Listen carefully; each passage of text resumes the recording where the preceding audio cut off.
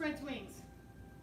There's a lot going on with this one, and it's got one of the subtler aspects to it that's very difficult to get. It's not correct if you fake it, but if you don't fake it, there's really no other way into it. I'm gonna do it from a couple of different angles first. I'm going to talk about what I'm hoping you'll notice, and then we'll look at the book.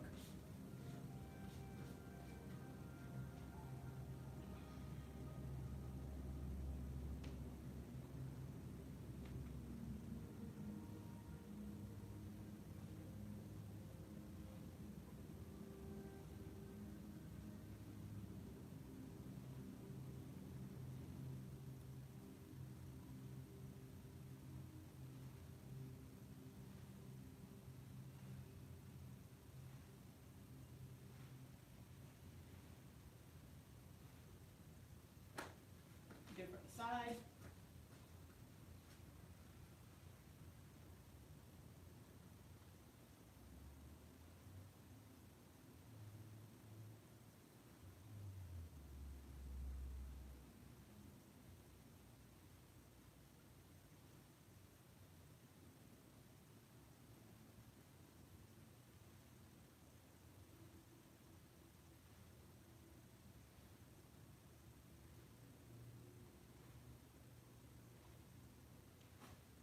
Okay.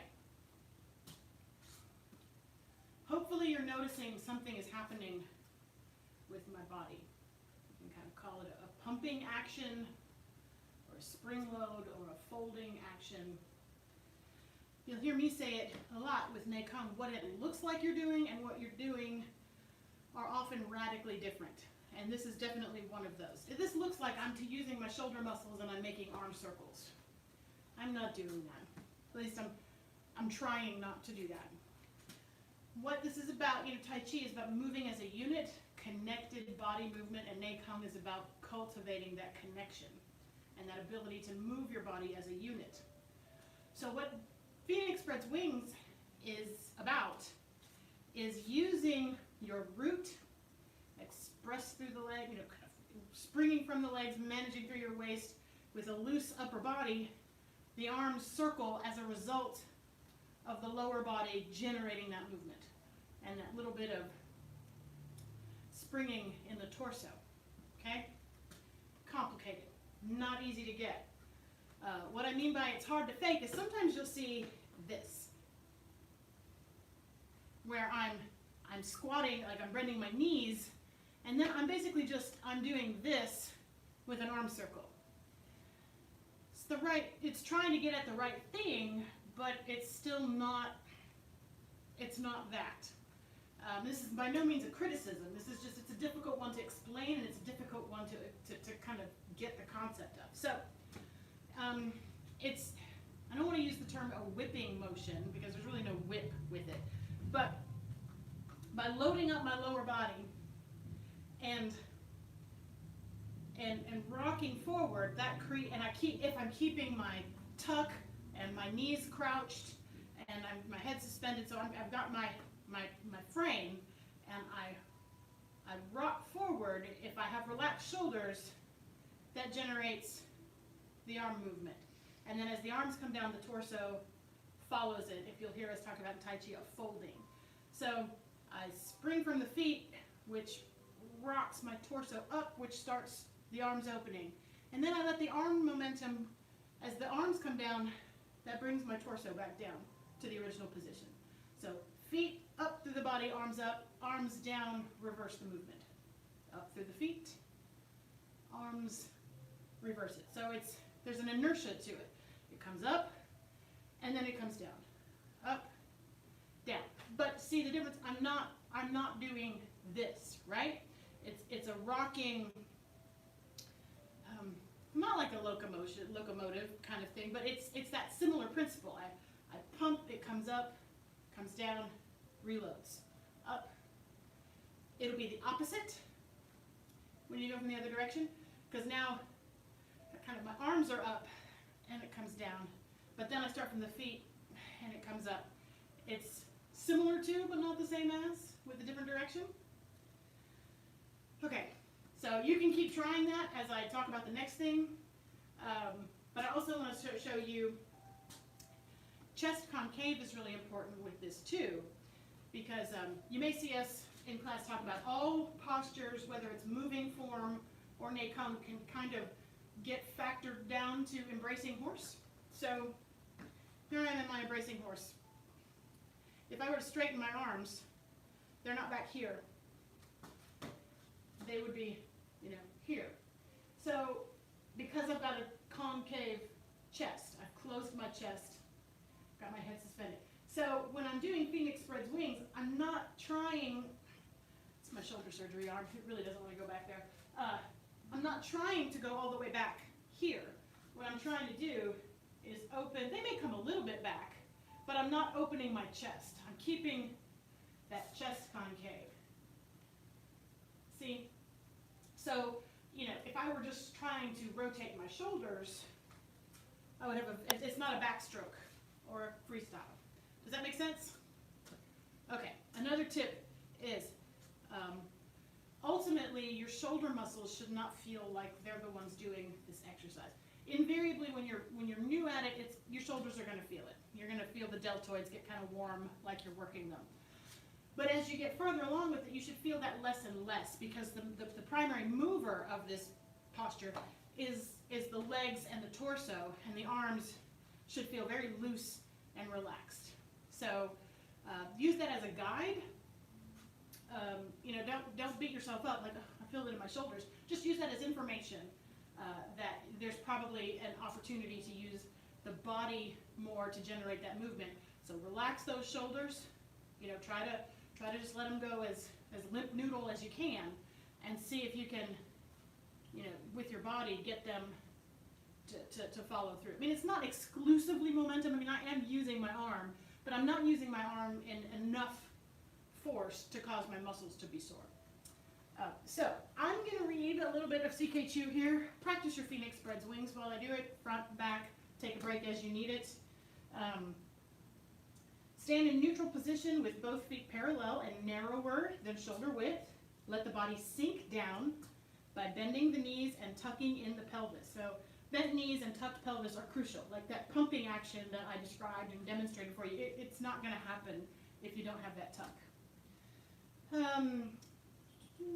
Turn the toes in slightly and spread the knees apart. Heard that a few times.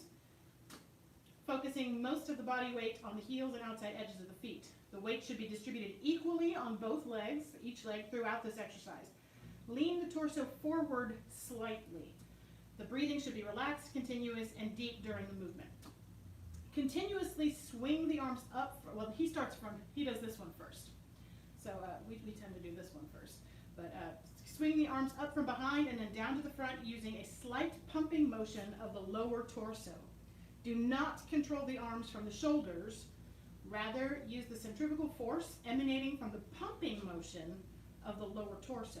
Allow the shoulders to be opened to the maximum extent without breaking, I call this breaking your plane. So keep that chest concave.